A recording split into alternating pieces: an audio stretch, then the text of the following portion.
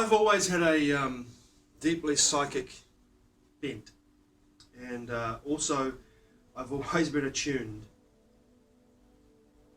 to other levels of perception and reality throughout most of my life.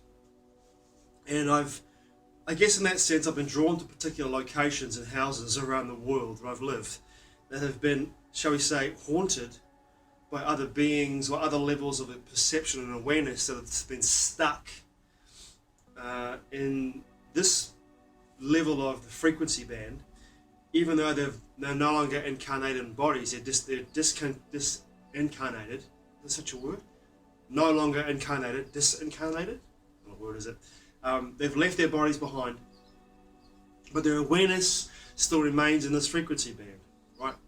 So throughout my life, I've always had these experiences with beings that have been non-physical, and you can call them spirits, you can call them ghosts, you can call them phantoms, you can call them whatever you want to. And for me, it's been a part of my life and part of my life experience. Wherever I've lived all over the world. So when I lived in Vancouver for 4 years, I lived in a house in the corner of West 10th and McDonald. 2785 is actually the number of the house. And that house was like a train station, Grand Central, for shadow beings, for spirits, disembodied spirits. That's the word, disembodied spirits. Disembodied spirits, ghosts. And everyone who lived there had a degree of perception of these beings, right? You know, often we'd have parties downstairs in Erin and Jen's flat when I lived there. And the second time I lived twice. And the second time I lived there, we opened up the downstairs flat with the upstairs flat, because before that the two flats were broken up by a door that kept the downstairs flat separate from the upstairs flat. But when I moved in there, we opened up this door so that both flats would be able to talk to each other and hang out together. It was one big house, right? So we'd have parties downstairs in Jen and Erin's apartment quite often, and go on benders. When I was doing a lot of drugs at the time, and drinking red wine and smoking cigarettes and just partying in general, having a great time, right? So this is back in the early 2000s. And people would come into the house and party at the house, and they'd see out of the corner of their eye a black figure walking across the hallway through the shimmering bead curtain that used to separate Jen and Erin's space, lounge space, from the hallway where my room was and where Zoe and Charlie's room was downstairs. That often see a black shadow walk across the hallway into whether through the wall towards the bathroom or into my space. And it would happen all the time. Or they'd be sitting in the kitchen, in Jen and Erin's kitchen, and they'd be talking, and they'd see in their periphery, at the corner of their eye, they'd see a black, two-dimensional shadow being walk across the room and walk through into Erin's room, or out the wall onto the street, into the driveway next to the house. And happened literally all the time. So I used to work for a woman called Suzanne Castunga, who was a incredible psychic, clairvoyant, clairaudient, clairsentient woman. And being around her, I guess, my resonance began to rise to a place where I was able to experience not reality in the way that she experienced reality, but in a way that I leveled up to a place where I was actually began to experience reality in a very different and powerful way. So I was experiencing reality in a way that I was able to not necessarily perceive and see the spirits unless I wanted to tune into that, to my dial, to that ability to see them. And I could do that when I wanted to. But for me, it was more of a feeling. And where I lived, I moved rooms in that year that I was there, my last year that I was there. I was downstairs first of all, in the downstairs room on the hallway opposite where Charlie and Zoe used to live. But I gave up that room so Charlie and Johnny, two of my flatmates, could use it as a recording studio to record their hip-hop albums and make it into a full-time recording studio so they could record albums in there. I moved upstairs into one of the rooms upstairs, and when I moved into that room upstairs, which is on the porch, as you go up the stairs onto the porch of the house, through the front door, the room was on the left-hand side as you came through the front door, down the hallway, first left. When I was living in that room, every night I would be in that room and I'd see the shuffling out of the corner of my eye. I would see a bunch of people standing in my room, all shuffling towards my closet door. I was like, what the fuck is going on? I told this to Suzanne. She said, look, now that you're hanging out with me and working with me, these beings, these disincarnate beings, can see you. And they see you and they're asking you to help them to move on. So here's what you need to do. You need to open up a door. When you go to bed at night time, you open up a door, you visualize a door where your closet door is, a golden door, a golden light door. You say to these beings, and that door is a connection to prime energy, prime creator, first cause, to God, to source energy. And you intend to have that door open for that reason, so that beings can walk through it and go back to source power, back to first cause, back to prime creator, and leave you alone, right? Just say to these beings, look, there's the door, use it, leave me alone. So every night for about, jeepers, almost a year and a half, I was living in that house. Upstairs, I would leave that door open and I'd watch these, I'd lie on my side, and in my periphery I could see these people, disincarnate bodies, people walking through that door, like a train station, walking through that door and leaving and crossing over to the other side every night. And there were sometimes during the daytime I was in the house, I could totally feel the presence of spirits in that house. I could totally feel around me, wherever I went in that house, the presence of spirit. All the time. And I wasn't alone. We all had the experience. And sometimes it was kind of creepy for some people who were staying there, living in the house, because it was often they'd feel a presence behind them. They'd turn around and see no one there, they'd turn back, and there'd be a presence or a feeling like something was standing in front of them. And it would scare the shit out of them. But for me, I was pretty good. And then in 2001, 2002, I think it was the end of 2001, early 2002, it was winter. I was working on my first draft of the book called Sanctum, which I wrote in Vancouver, one of my novels with Amon Swenyul. I wrote that novel in Vancouver, the first draft, it was about 4 months of writing the first draft. And my flatmates had all gone to parties. I was home alone. I used to live with 8 people, and no one was home but me. And Zoe had given me her computer, which is my flatmate Zoe from Australia, had given me her computer to use in my room to write this first draft of the novel. Very graciously, I really appreciate that, Zoe. Thank you so much. And I was writing away with my door slightly ajar. And my door led to, if you open up my door in my room, there was a hallway, and then there was a door opposite my door, a door frame, that led into the lounge. There was a couch there, television here, couch over here in the lounge. But if you walked into through that doorway, around the couch, and into the middle of the lounge area, you'd face towards 2 sliding doors in the dining room area. And I remember working away on my computer. Everyone was away at parties, dance parties, having a good time on Saturday night. I was home alone because I wanted to write. I was really in the mood to write. Writing the first draft,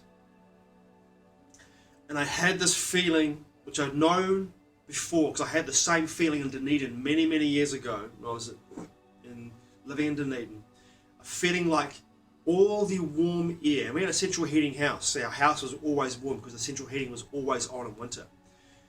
All the warm air in the room was sucked out, and the room became like a freezer. My room became like a freezer.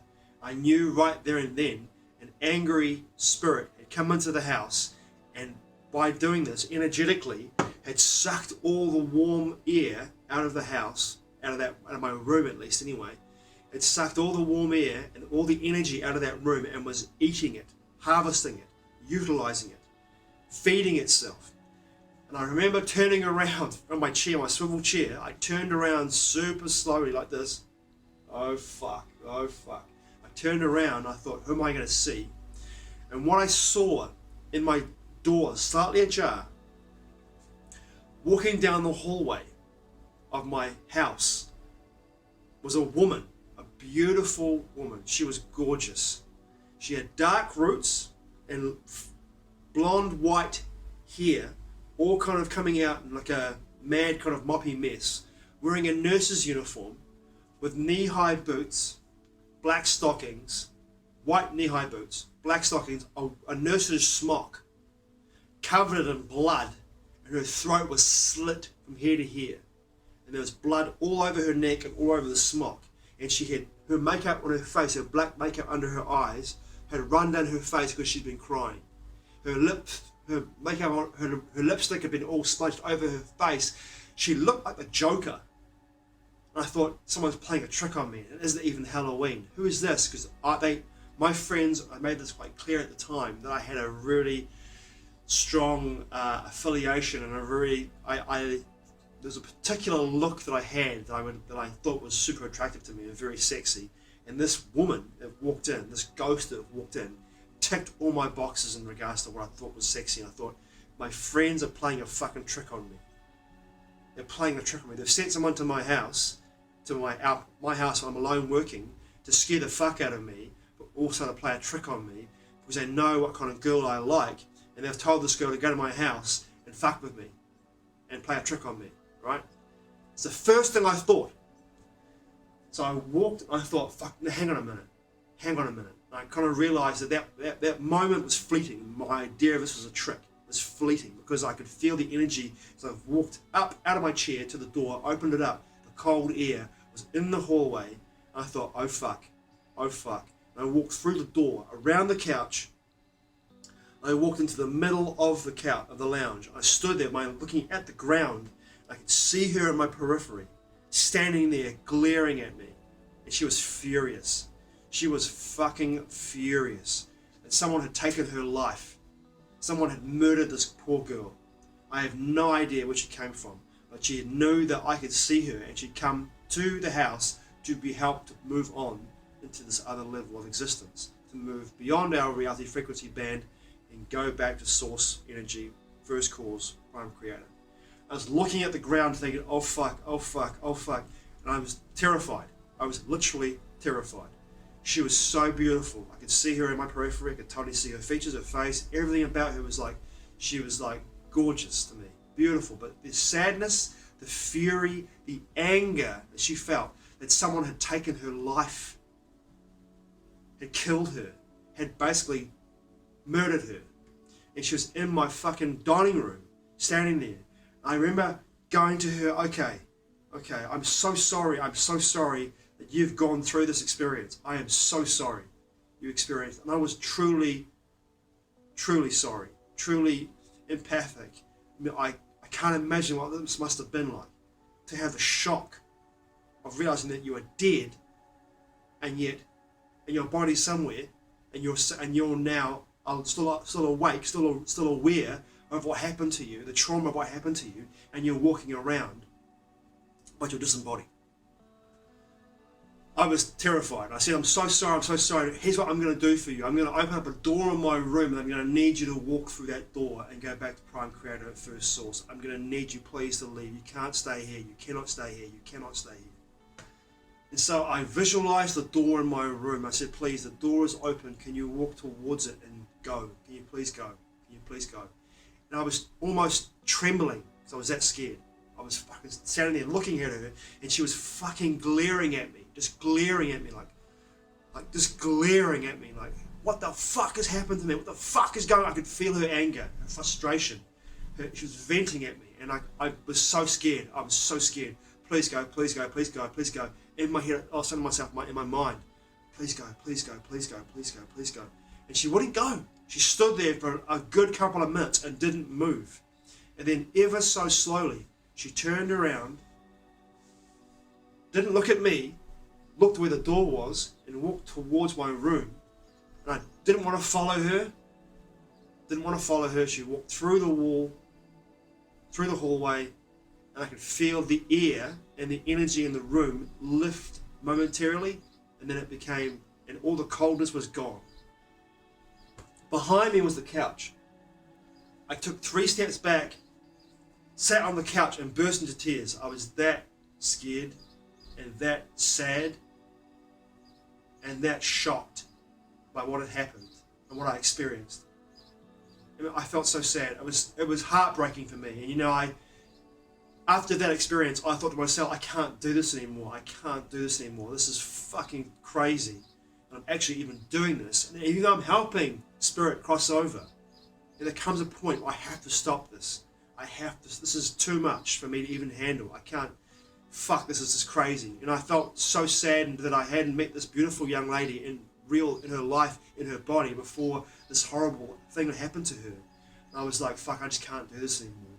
But it would be years later, many years later, almost 10 years later, over 10 years later, where I'd actually stop and go like, okay, I can no longer fucking do this. I don't want to be this guy. I don't want to help spirit cross over anymore. I just can't. I don't want to be and have these beings in my house around me all the time, seeing me, knowing that I can see them or feel them or hear them. I'm done.